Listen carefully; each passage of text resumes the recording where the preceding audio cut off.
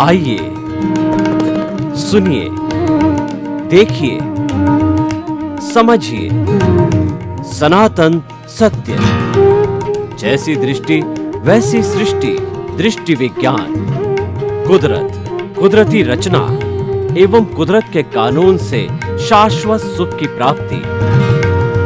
जोधपुर के परम पूज्य महात्मा उपासक प्रोफेसर डॉक्टर सोहन राज तातेड़ के निर्देशन में सनातन सत्य। जैसी दृष्टि वैसी सृष्टि, दृष्टि विज्ञान।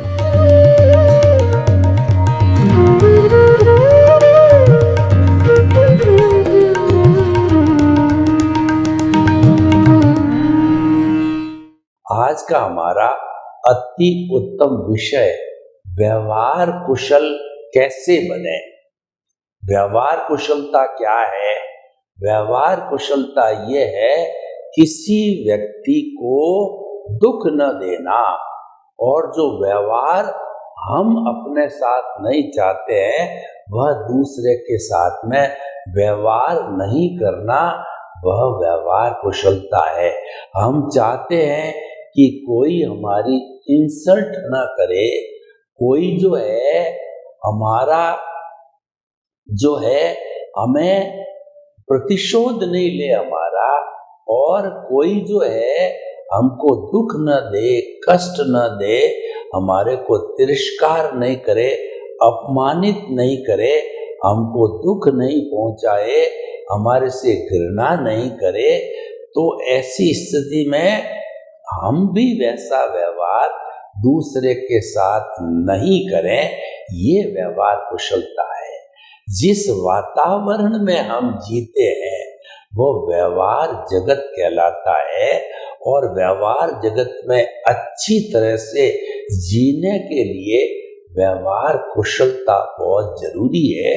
क्योंकि कोई भी व्यक्ति अपने काम में कुशल नहीं होता है तो वह कार्य अच्छी तरीके से नहीं किया जाता है।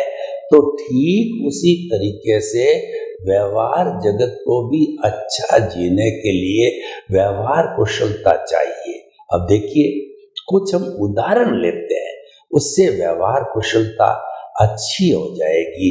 देखिए कि अगर 3-4 पार्टनर हैं तो सभी पार्टनर बराबरी के हिस्सेदार हैं। 4 पार्टनर 25-25% से, तो चारों ही पार्टनर को समान रूप से परिश्रम करना चाहिए, समान रूप से उत्तरदायित्व लेना चाहिए, समान रूप से अधिकार लेना चाहिए। ऐसा नहीं कि एक व्यक्ति तो बिल्कुल काम करे ही नहीं, और जहाँ तक राइट का सवाल है, यानी कि अधिकार का सवाल है, वो अधिकार ज्यादा जमा देता है, तो व्यवहार कुशलता नहीं है।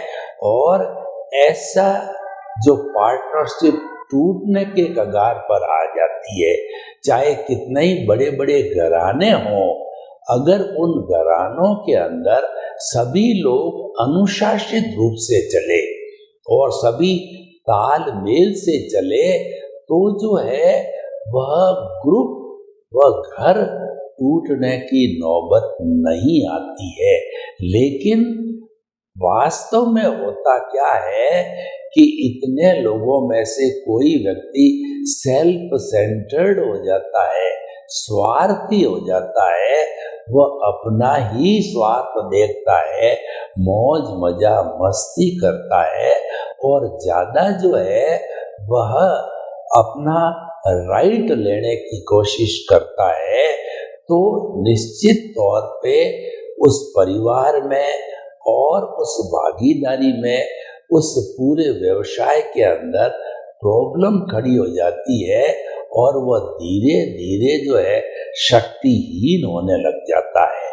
चाहे परिवार हो, चाहे समाज हो, चाहे राष्ट्र हो, चाहे विश्व हो, ये संतुलित कब चलता है? जब अनुशासन का प्रयोग किया जाता है। अनुशासित जीवन जीना व्यवहार कुशलता का जीवन है। हमारे पतंजलि जो योग के महर्षि हुए हैं, उन्होंने जो योग के ऊपर जो है बड़ा ग्रंथ लिखा, उसका प्रारंभ किया अथ अनुशासनम। ये जो सारी बात अष्टांग योग लिखा जा रहा है, वह अनुशासन पर आधारित है। सभी अपना अपना अनुशासन पालन करे तो वह चीज चिरस्थायी रहती है। देखिए, मैं अनुशासन की बात चल पड़ी, व्यवहार कुशलता की बात चल पड़ी, तो मैं अपने मनुष्य के शरीर की बात करना चाहता हूँ। तो मनुष्य के शरीर में 60 खरब कोशिकाएं हैं। हर कोशिका अपने आप में एक पावर हाउस है और हर कोशिका जो है वो अनुशासन से काम करती है। कैसे? मैं आपको उदाहरण दूं कि अगर आपके घुटने के अंदर दर्द हुआ है और आपने जो है एक टैबलेट ले दी पेन किलर की, तो टैबलेट जो ही हमारे पेट के अंदर गई, तो पेट में जाने के बाद जो है वह जहाँ पर घुटना है, वहाँ की वो पेन किलर वहाँ के कोशिका तक पहुंचा। तो कोशिकाओं के अंदर मुंह होता है जिसको रिसेप्टर कहा जाता है। वो तभी खुलते हैं जब कोई चीज जैसे ब्लड में से खुराक लेती है और पेन है तो पेन किलर को भीतर वही कोशिकाएं अपना रिसेप्टर या मुंह खोलेगी। शेष कोशिकाएं वह पेन किलर मेडिसिन के लिए मुंह नहीं खोलेगी। तो कितना परफेक्ट अनुशासन है कि इसके आधार पे होमोस्टैटिक कंडीशन से हमारे शरीर को जो है ये अच्छा रखती है। तो मैं इस पे ये बात आपको बताना चाहता हूँ कि 60 खरब की तुलना में सिर्फ जो है 7.8 अरब की जनसंख्या क्या अपने अपने अनुशासन को प्राप्त करके और वह एक अच्छा संसार नहीं बना सकती है? अच्छा परिवार बनाने के लिए सभी जितने भी सदस्य हैं सब व्यवहार कुशल बने। व्यवहार कुशलता का परिवार के लिए क्या फॉर्मूला होता है कि वहाँ गिव एंड टेक चलना चाहिए। यानी जो छोटे हैं वो बड़ों को रेस्पेक्ट दे और बड़े हैं छोटों को स्नेह अर्पित करे। और सभी, चाहे विश्व के स्तर का हो, चाहे राष्ट्र के स्तर का हो, चाहे समाज के स्तर का हो, चाहे परिवार के स्तर का हो, चाहे सबसे छोटी इकाई जो घटक मनुष्य हो, उनको सम, शम और सम की संस्कृति का पालन करना चाहिए। तो कहीं पर बिखराव नहीं आएगा, कहीं पर विघटन नहीं आएगा। और ये तीनों संस्कृति का पालन करना व्यवहार कुशलता है। अब देखिए, सम का सादा स और म का अर्थ ये है कि आपके जैसी भी स्थिति आवे, एडजस्ट एवरीवेयर। यानी कि कभी आपको तिरस्कार मिलेगा, कभी सम्मान मिलेगा, कभी लाभ होगा, कभी हानि होगी, कभी सुख आएगा, कभी दुख आएगा। राजस्थानी में कहते हैं कदे घी गणा और कदे मुट्ठी चना। ये स्थितियां रोज की रोज बदलती रहती है हमारे उदय और प्रारब्ध के अनुसार, अगर हम उनको दोनों को एक सा समझते हैं। उसको समभाव कहते हैं, उसको समता का भाव कहते हैं, उसको प्रज्ञा चक्षु कहते हैं, और उसको जो है हम ये कहते हैं कि ये स्थित प्रज्ञ है। तो ये स्थिति आती है तो इसमें किसी को कोई एतराज नहीं है, क्योंकि दोनों आएंगे, दोनों में हम एक सा रहेंगे तो संतुलन हो जाएगा। तो दूसरी बात है कि शमन करना।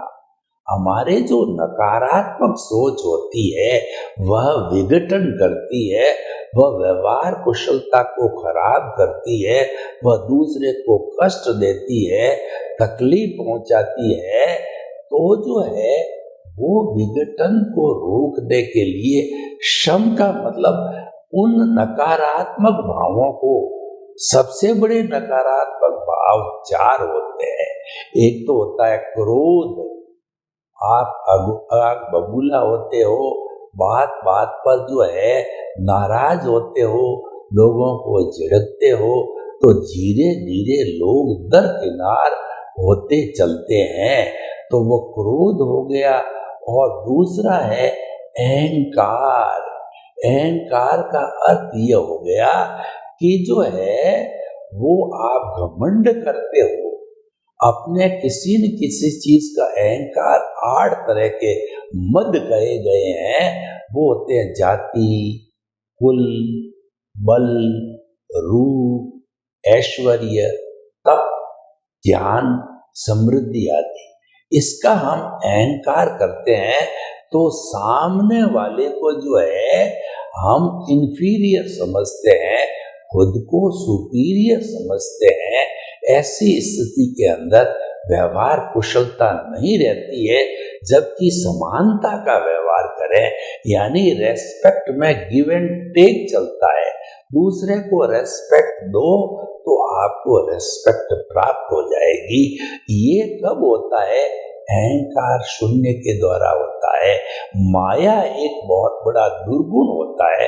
कई लोग इसमें दिलचस्पी लेते हैं कि परिवार में लोगों को भिड़ा देते हैं, पति पत्नी को लड़ा देते हैं, राजनीतिज्ञों को लड़ा देते हैं, देश देश को लड़ा लेते हैं। उसको माया बोलते हैं, वो छल कपट कहते हैं। वो मिर्च मसाला बना करके एक पक्ष को कुछ कहते हैं, प्रतिपक्ष को कुछ कहते हैं। सारे जो कॉम्युनल राइट्स होते हैं वो माया से होते हैं। तो माया बड़ा एक खतरनाक जो नेगेटिव थॉट है, नकारात्मक सोच है, इससे दूर रहना चाहिए। और लोभ, ऐसा कहा जाता है कि ज्यादा लोभ गला कटाता है, और लोभी के लिए तो ये कहा गया है कि जो है विषयी नर की लालसा, काम रोग की खाज, लोभी की धन लालसा, और तीनों बेअंदाज। ये लालसा रखने वाला, अटैचमेंट रखने वाला, बहुत अधिक जो है परिग्रह करने वाला, मोह में रहने वाला व्यक्ति व्यवहार कुशल नहीं होता है। क्योंकि ऐसा लोभी व्यक्ति किसी न किसी का अन्याय जरूर करेगा, और किसी का अन्याय होने का अर्थ ही है अव्यवहार कुशलता। तो इन नकारात्मक सोच से अलग रहना चाहिए। तो ये माया, लोभ, क्रोध, मान, माया लोभ का शमन करो, इसको डाउन करो। आता है तो एक्सप्रेस मत होने दो। हम ये नहीं कहते हैं कि आपके ये संपूर्ण जो है आप विजेता हो जाओगे, तो वह तो विजेता कब होता है? जब वीतराग 12वां गुण स्थान आता है। वो अभी पॉसिबल नहीं है, लेकिन इसका शमन करना, इसको एक्सप्रेस मत होने दो, इसको दबा के रखो। और आ भी गया है तो भीतर भीतर प्रायश्चित करो, प्रतिक्रमण करो, और जो है वो आलोचना, प्रतिक्रमण, प्रत्याख्यान करो कि हे प्रभु, हे मेरे भीतर विराजमान शुद्ध आत्मा भगवान, मुझे ऐसी शक्ति दो, जागृति दो कि ये नकारात्मक भाव मेरे में नहीं आए। तो ऐसी स्थिति पैदा करने से व्यवहार कुशलता होती है। व्यवहार कुशलता समानता के जो है सिद्धांत के ऊपर आधारित है। अगर आप सबको समान समझते हो तो आप निश्चित रूप से एक व्यवहार कुशल हो। और ये समानता का व्यवहार है, व्यक्ति के भीतर से आता है। ये जितने भी हमारी वैल्यूज है वो इसका रिसोर्स है, वो हमारा भीतर का जगत है। भीतर के जगत से अगर हम एक विनय के गुण को बाहर निकाल देते हैं, विनय का गुण एक बड़ी खान है। ये विनय जो है ये गुणों की खान है।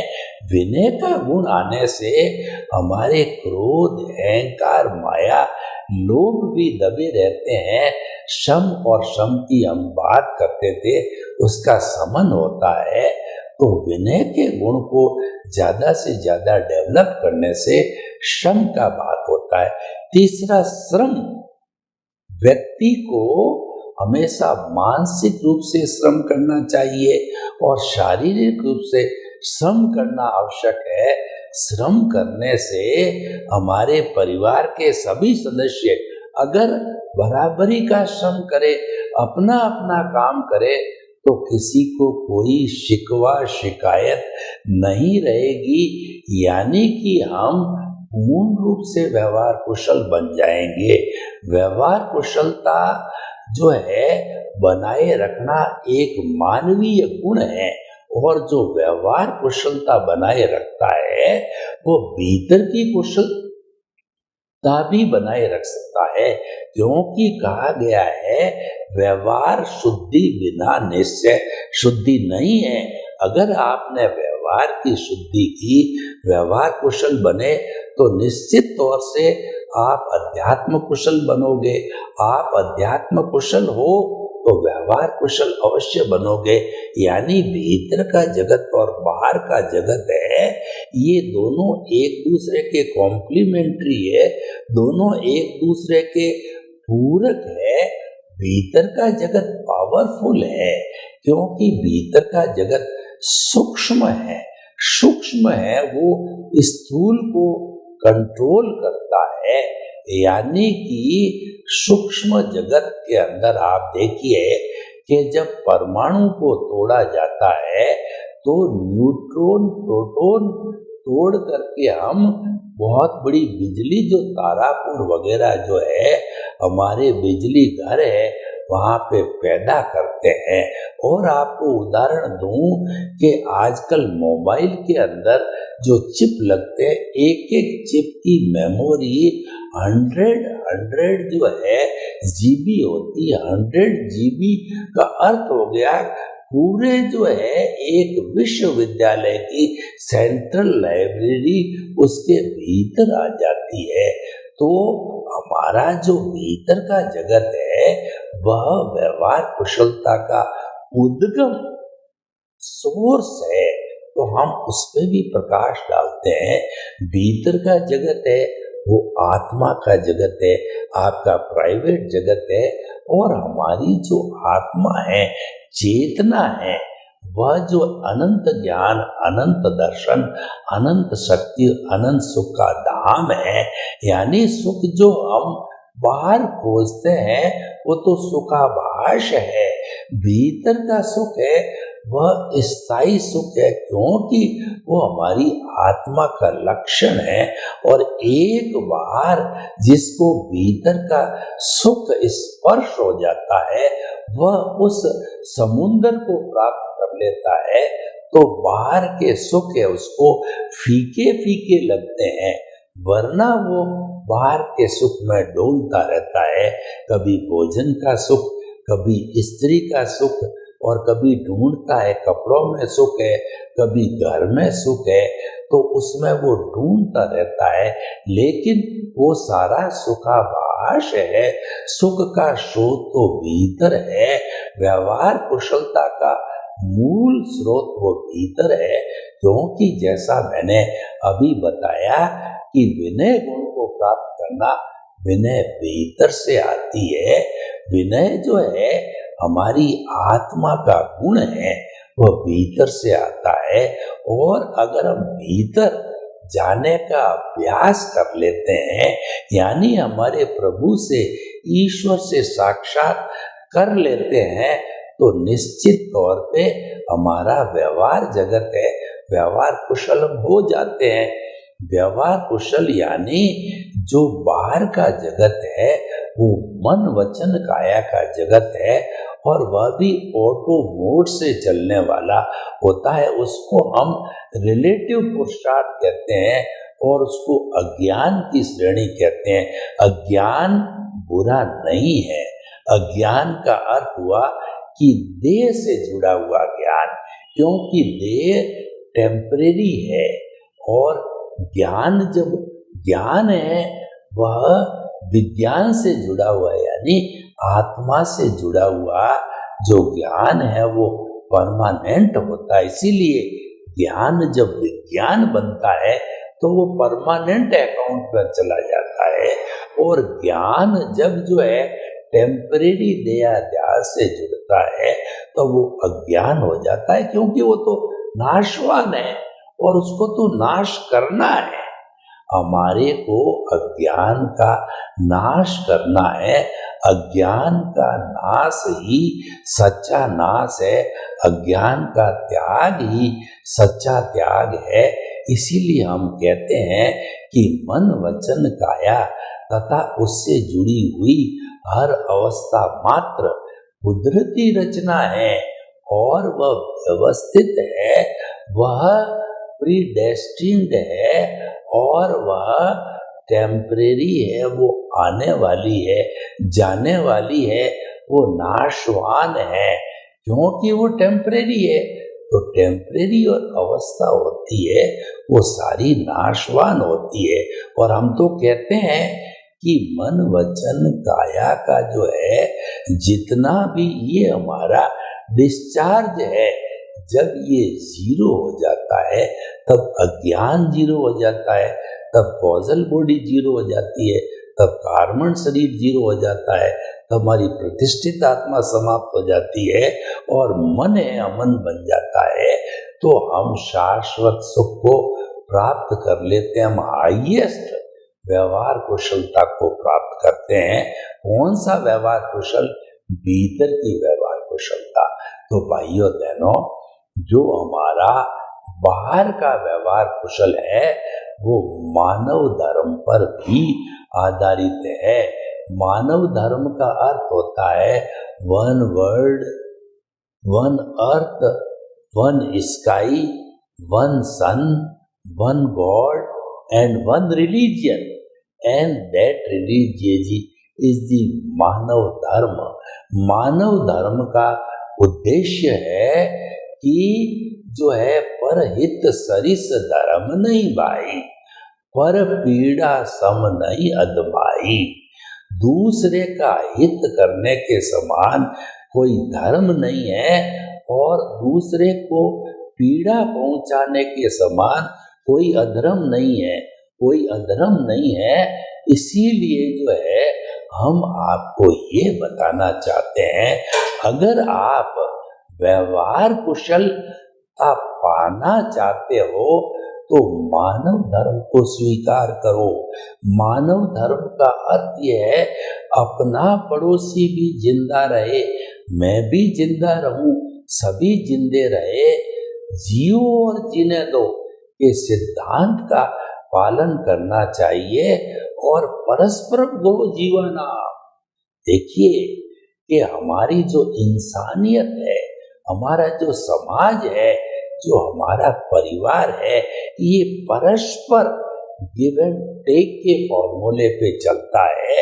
अगर कपड़ा बनाने वाला कपड़ा बनाता रहे, सब्जी उगाने वाला सब्जी उगाता रहे, कैमरामैन अपना कैमरे का काम करता रहे, डिस्ट्रीब्यूटर का काम करता रहे और किसान फूड ग्रेन्स उगाता रहे, सभी अपने अपने काम अनुशासित तरीके से नैतिकता से करते रहे, तो हमारा समाज कितना व्यवस्थित चलता है। उसी का नाम नैतिकता है और नैतिकता का दूसरा नाम व्यवहार कुशलता है। आप धार्मिक हो या न हो, आप मंदिर जाओ या न जाओ, किसी देवता ईश्वर को मानो या न मानो, ये आपका व्यक्तिगत विषय है। पर हम आपको कहना चाहते हैं, अगर आप व्यवहार कुशलता रखना चाहते हो तो अपने घर में, अपने प्रतिष्ठा में नैतिकता की देवी को स्थापित कर दो। नैतिकता की देवी स्थापित हो गई, कहने का अर्थ ये है कि आपके संपर्क में जो भी आए उसके साथ वही व्यवहार करो जो आप अपने साथ व्यवहार चाहते हो। आप चाहते हो कि मुझे कोई गाली गलौज न दे, मेरे को कोई धोखा नहीं दे, मेरी कोई निंदा न करे, मेरी कोई घृणा नहीं करे, तो आप भी किसी से घृणा मत करो, क्योंकि ये जो व्यवहार कुशलता है ये गिव एंड टेक के फॉर्मूले पे चलती है। आप जो है इस नियम से चलते रहोगे तो निश्चित तौर पे व्यवहार कुशल बन जाओगे। सर्वे भवन्तु सुखिनः, सर्वे सन्तु निरामया। लोग के जीवों को सुख मिले, शांति मिले, आनंद मिले, प्रेम मिले, सौहार्द मिले और हम सभी हिल मिल करके नैतिक बन के व्यवहार कुशल बन करके एक अच्छे परिवार और समाज का निर्माण करें। आपके प्रति